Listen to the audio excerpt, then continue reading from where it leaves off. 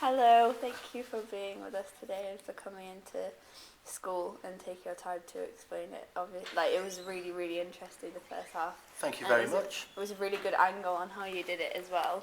Good. Not just like a boring talk, which I thought was really good. And everyone's been commenting as well about how good it was and how it was really interesting. Good. And what gave you the idea in the first place to do that kind of thing?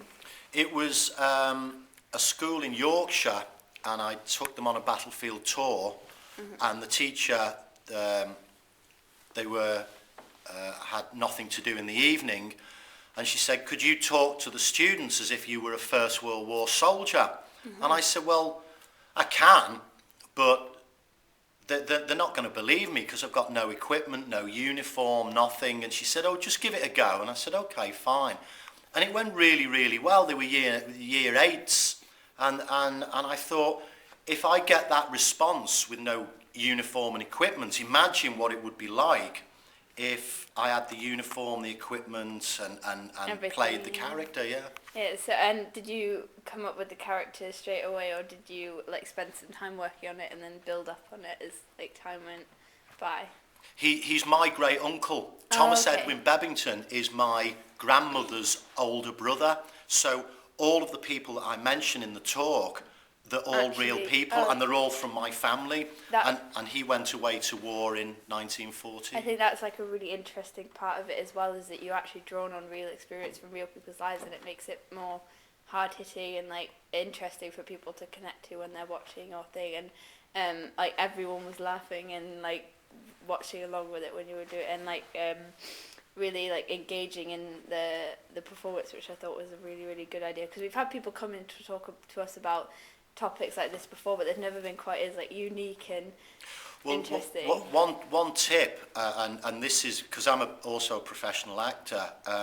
One tip is you always get the geography right. And so when I'm talking about Bootle in 1914, they're all real places: Strand Road, Balliol Road, Merton Road, where all the millionaires lived. And it's always, if you get the geography right in your head, as you're talking, you're almost as if you're walking those streets, and it just gives you a little bit more realism. And how did you acquire all of your equipment and things? Well, I've actually been collecting. I also collect military artifacts from the First World War. I've been collecting since I was 7. But most of the stuff that you see here, they're all, some of it's genuine, some of it's reproduction. For example, the jacket that I wear, if that was real, it would be over £1,000 to buy. Yeah. So I don't bring my original jacket. It's just too valuable. Yeah. But there's plenty of motion picture companies that will reproduce all this stuff. Yeah, that's good. It's a really good way of showing as well as talking about it, and we've got a lot of really interesting props and things. So, well, you'll be seeing them in the second half. Now, although a lot of them are reproduction, they're all very, very faithful reproductions. They are exactly the same as they would have been. Yeah, very accurate. And have you always been interested in World War I as a period? And always wanted to...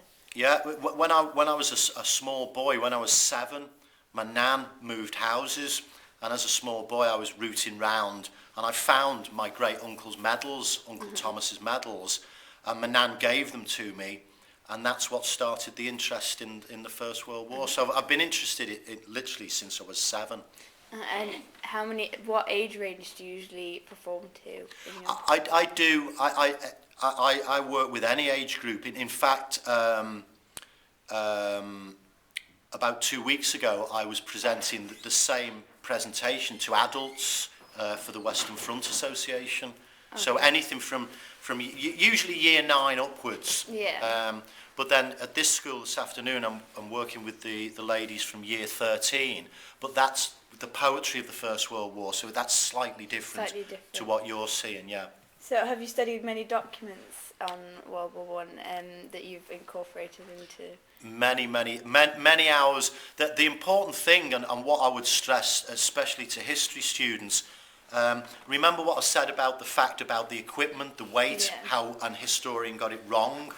Always go to the primary source material. Yeah. Always try to get to the records office or the document section of your local museum, and never believe anything that you read in a book. Yeah. Always check your facts. Okay, I think that's a good tip, because people often take things they see in books and things with face value, and I think that was quite interesting to see a view of someone who's not just looked at the history books and brought in facts from the history books, but someone who's found the facts out themselves and proved some of the historians wrong.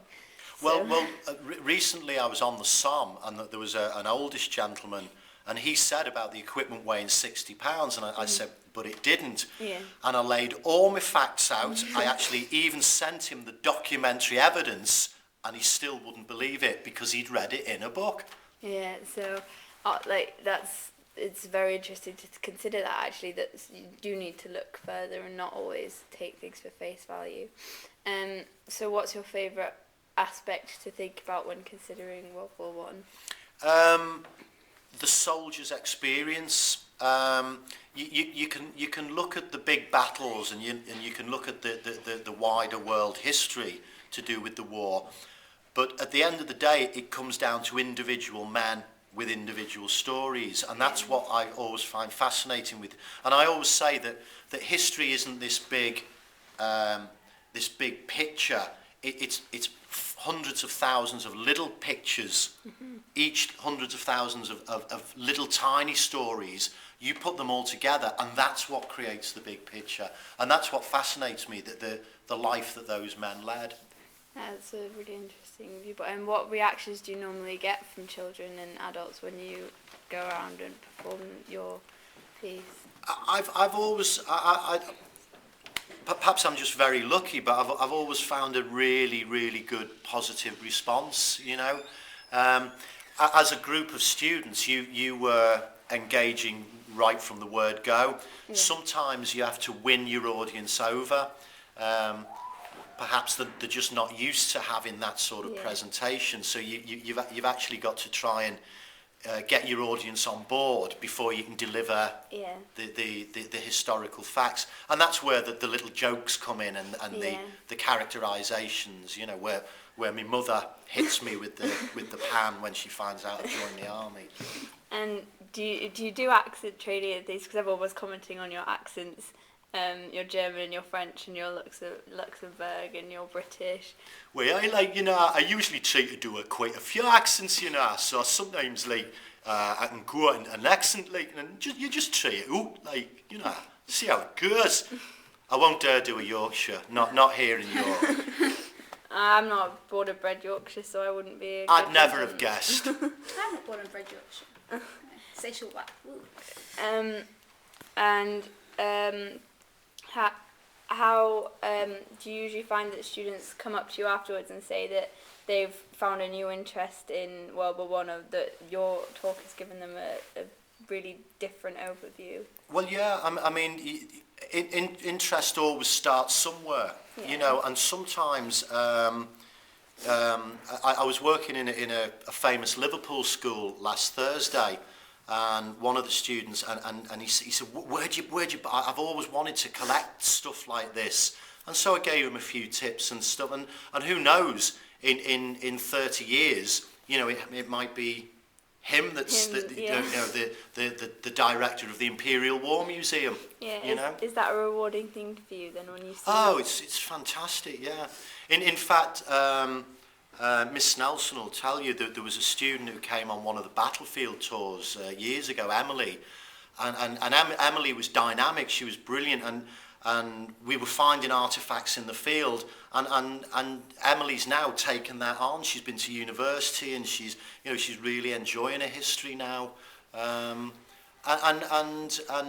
it's the old thing, a journey of 1,000 miles always starts with a single footstep. Yeah, and which is your personal favourite of your items? Then? Oh, my rifle. Your rifle. A soldier, yeah, a soldier and his rifle, yeah.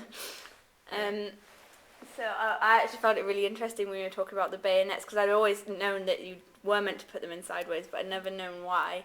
Because you see in films and things that they turn them before. That's right. So yeah, that was really interesting for me. And why did you find that out then? Is that something that was just in a history book, or did you find that out yourself? No, again, there's quite a famous document called, I'm pretty sure it's called A Treatise on Bayonet Fighting, and it was actually written, there was a very, very famous major during the war, and he was a great exponent of the bayonet as an offensive weapon, and he actually wrote books, you know, to inspire young soldiers to to use it and use it correctly, and all the science behind it.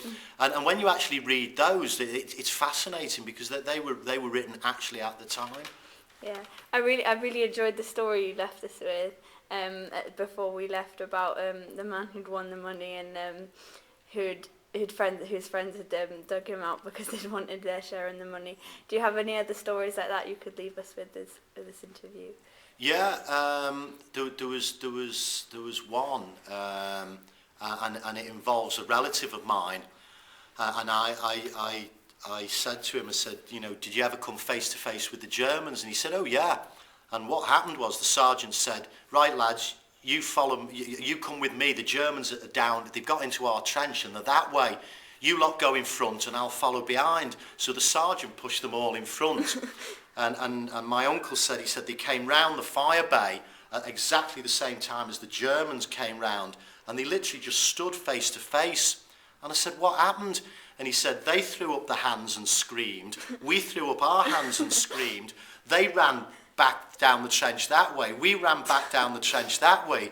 And he said, when we met the sergeant, he said, we literally pushed past him and pinned him against the trench. And he was shaking his fist at them saying, get back here. If not, I'll have you all court-martialed.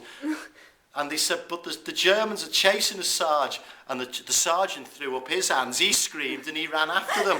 So it was just like you would imagine, like schoolboys at a football match. You know, like here's the enemy. Ah! And they all ran away. Yeah. Thank you so much for your time and for talking to us today and for the whole talk. I'm sure everyone's been really appreciative and found it really interesting. And I'm really glad that you've come to us with a really interesting and more unique way of presenting things. I think I'm going to remember it a lot more than other talks I've had before. And it's been really funny as well. So and I think, judging on this interview, in about 12 years' time, I'll be reading your column in the Times. Thank you very much. Thanks for your time.